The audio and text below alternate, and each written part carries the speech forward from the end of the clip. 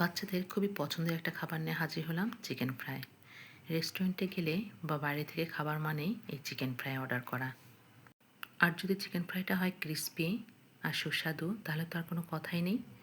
চলুন আজকে দেখিয়ে দিই কীভাবে আমি এই চিকেন ফ্রাইটা বানিয়ে ফেললাম বাসাতে। আমি পারতপক্ষে চেষ্টা করি টুকটাক যা খাবার পারি সেগুলো সবই বাসাতেই বানিয়ে বাচ্চাদেরকে দেওয়ার। আমি এখানে একটা গোটা সোনালী মুরগি নিয়েছি। আমি ব্রয়লার মুরগি একদমই অ্যাভয়েড করি, কারণ ব্রয়লার মুরগি আমরা কেউ পছন্দ করি না। তো মুরগিটাকে প্রথমে আমি সুন্দর করে ধুয়ে লেবু এবং লবণ দিয়ে কিছুক্ষণ মাখিয়ে রেখেছিলাম। তারপরে আবার একটু ধুয়ে তার ভেতরে আদা বাটা আর রসুন বাটা, গোলমরিচ গুঁড়া, পরিমাণ মতন লবণ, 2 চা চামচের মতন সয়া সস এবং কর্নফ্লাওয়ার দিয়ে এটাকে ভালো করে একটু মাখিয়ে রাখবো, মেরিনেট করে রাখবো বলতে পারেন। আর সামান্য পরিমাণ আরেকটু লেবু চিপে দেব।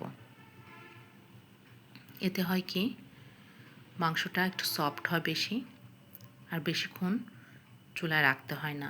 কিছুক্ষণ রাখলে মাংসটা সিদ্ধ হয়ে যায়, কারণ সোনালী মুরগি সিদ্ধ হতে একটু সময় লাগে। আমি কিন্তু মেরিনেট করে চিকেনটাকে রেখে দিয়েছি। আর একটা পাত্রে আমি 1 কাপ ময়দা আর 1/2 কাপ কর্নফ্লাওয়ার, সামান্য বেকিং পাউডার, পরিমাণ মতন লবণ, মরিচের গুঁড়া এবং গোলমরিচের গুঁড়া এটা মিক্সড করে নেব।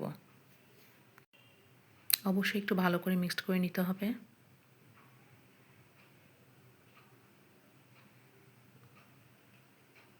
এটা ফ্রাই করতে বেশ কিছুটা তেল লাগবে, এর জন্য আমি কড়াইটা ভরেই তেল নিয়েছি এবং মাথায় রাখতে হবে তেলটা যেন বেশি গরম না হয়ে যায়।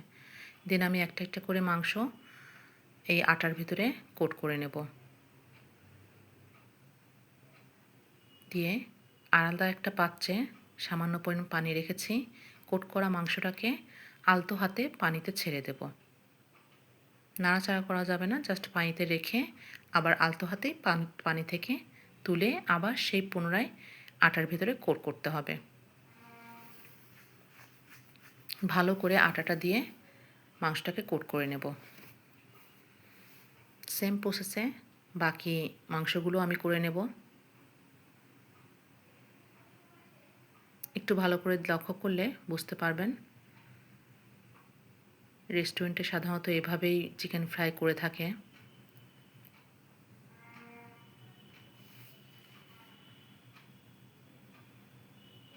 বেশ কয়েকবার পানিতে চুবিয়ে পুনরায় এবার আটাতে কোট করলে দেখবেন একটা, মানে রেস্টুরেন্টে যেমন ক্রিস্পি ভাবটা আসে, তো সেম হুবহু রেস্টুরেন্টের মতন চিকেন ফ্রাইটা হবে।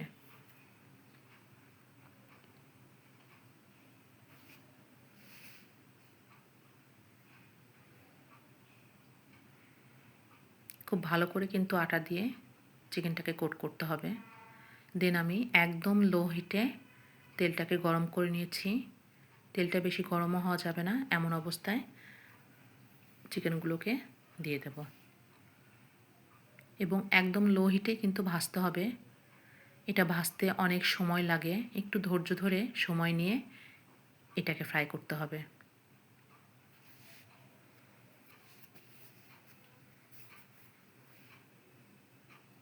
ভাজার সময় দেখবেন একটা সুন্দর ফ্লেভার পাওয়া যায়।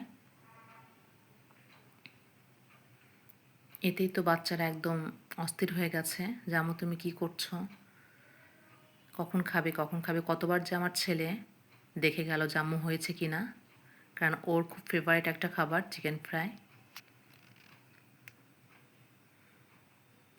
দেখে হয়তো বুঝতে পারছেন কতটা ক্রিস্পি হয়েছে।